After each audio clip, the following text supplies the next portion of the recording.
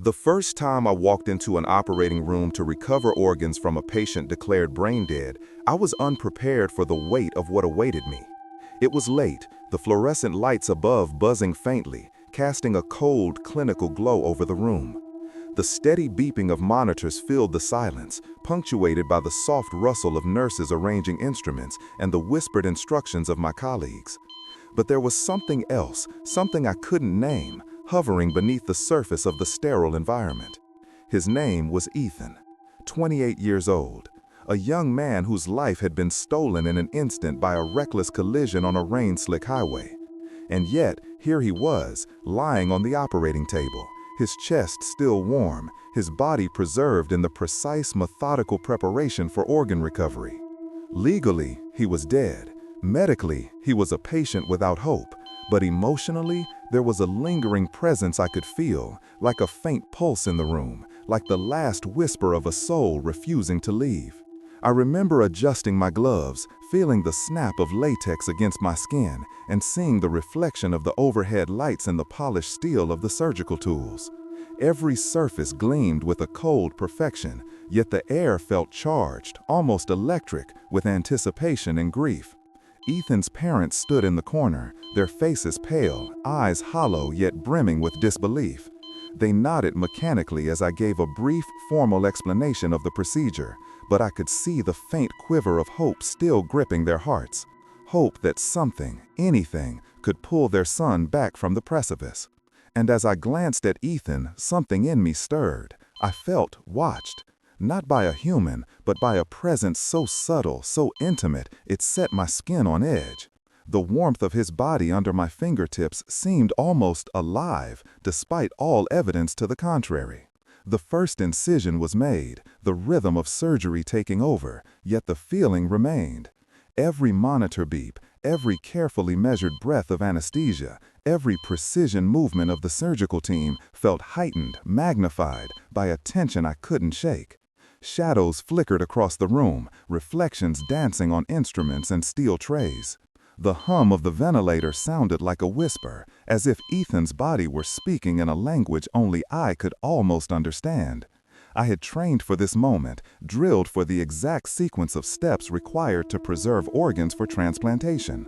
Yet no amount of medical knowledge prepared me for the surreal clarity that life had once inhabited this body so fully. And then, everything changed. A flicker across the corner of my vision, a warmth brushing my hand for a fraction of a second, instruments seeming to shift slightly without contact. Rationality screamed for an explanation, a plausible error, a trick of the light, but instinct whispered something darker, something profound. Ethan's presence lingered in ways I could neither measure nor define. The room remained clinically cold, yet emotionally it was alive with grief, with memory, with a subtle echo of life beyond the mechanical processes of medicine. I knew in that instant that this would haunt me, not just because of the clinical challenge or the life-saving potential of his organs, but because for a fleeting, undeniable moment, I had sensed something more than science could explain. A soul, a consciousness, a presence. As the team worked with precision and quiet efficiency, I stole brief glances at his face. Pale, still, silent. Yet in those moments, it was as if he were watching, waiting, reminding me that death, however defined, was not always the final chapter. And the emotional weight of that realization pressed down on me, heavy and unyielding. It was here, in the sterile hum of monitors, the cold gleam of steel, and the flickering fluorescent lights, that my understanding of medicine, life, and mortality began to fracture, and the first haunting began. Ethan had been a healthy, vibrant 28-year-old just hours before the accident. Friends described him as the kind of expecting motion, expecting a sign, and found only stillness. Stillness that felt impossibly deep, weighty, almost aware. Emotionally, I was torn between awe and unease. Here was a human body, capable of sustaining life in others, while the soul of its owner was legally absent, yet somehow palpably present. I could feel the strain of balancing clinical detachment with the haunting intimacy of this moment. Every step in the procedure demanded technical perfection, yet my attention was pulled, again and again, to the subtle, inexplicable occurrences that no textbook could explain. The OR, normally a place of strict rationality, had become a stage for mystery, a liminal space where life, death, and something else blurred into one. And so, with the first incision complete and the instruments moving in precise choreography, I knew this procedure would mark me forever. It was not just the science of organ recovery I was witnessing. It was a haunting dance between what can be measured and what cannot, a profound reminder that medicine is not merely a practice of the body, but a confrontation with the unknown. It was during the procedure that the haunting began in earnest. Everything was in place, the monitor steady, the anesthesia precise, the surgical team performing each step with clinical perfection. And yet, there was a shift in the room, a subtle, almost imperceptible energy that made me pause. I remember standing over Ethan, scalpel in hand, when a sensation rippled across my skin, like a warm brush against my wrist that could not be explained by proximity or motion. I froze for a heartbeat, eyes darting around the room, searching for some rational source. There was none. Every colleague was focused on their tasks, instruments perfectly in place.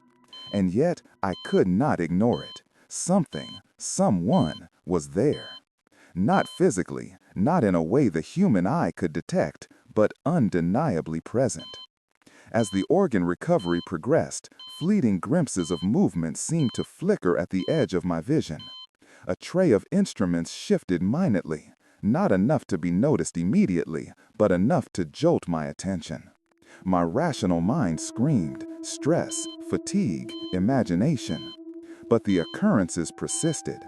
I felt a weight pressing lightly on my chest, a pressure that did not belong to any person in the room. The sensation was subtle, fleeting, yet impossible to rationalize. And then I noticed the monitor's reflection, the faintest shimmer, like a pulse beyond the recorded heartbeat, as if Ethan's consciousness were brushing against the edges of what machines could measure. Time seemed to stretch.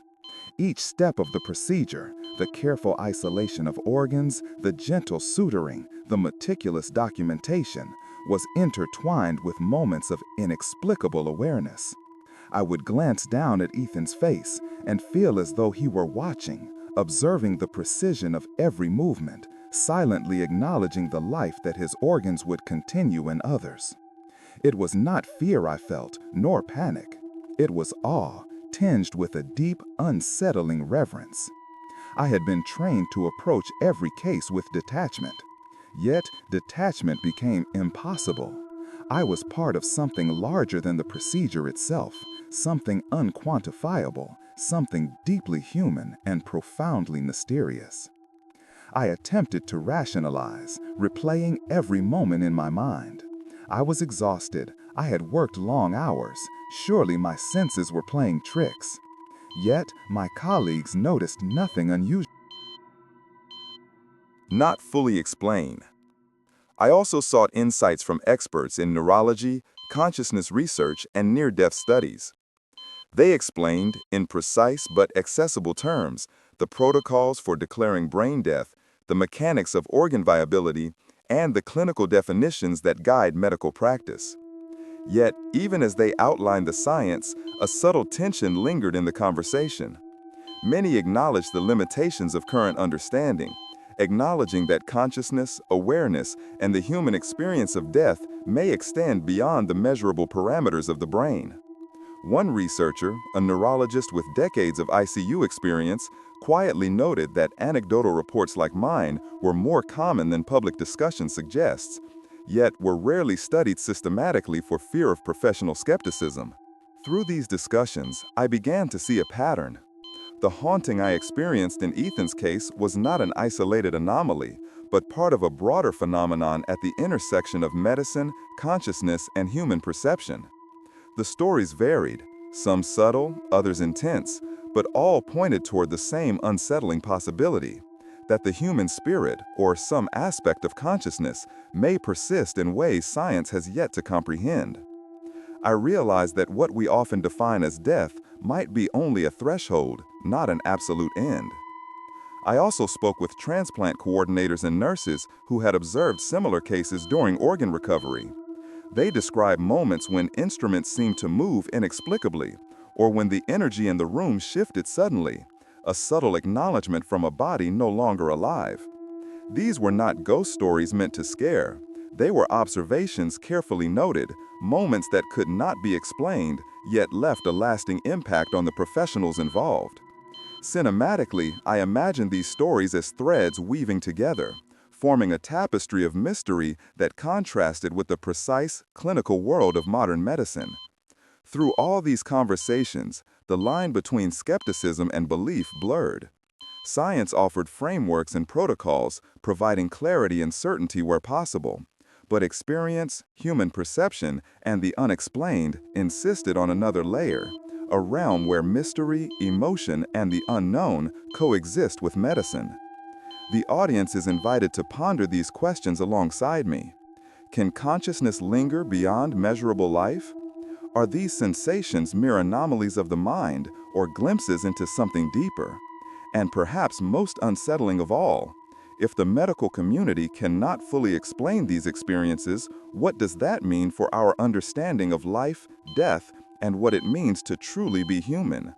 Months have passed since Ethan's procedure, yet the memory remains vivid, unyielding, and strangely alive. I return often, in thought if not in presence, to the operating room, the gleaming steel, the hum of machines, the quiet rhythm of monitors. And I can still feel the subtle, impossible presence of that young man. Even after the surgical team has dispersed and the instruments have been cleaned and sterilized, his lingering presence continues to echo in my mind, in my dreams, in the quiet moments at home when the world feels still. It is both haunting and humbling, a reminder that medicine, for all its precision, cannot contain the full spectrum of human experience. Reflecting on the case, I realized that the true impact of organ recovery goes far beyond the scientific and procedural. Ethan's body, once thought lifeless, became the vessel of life for others. But it was his presence, his residual consciousness, that left a mark on me and on the team.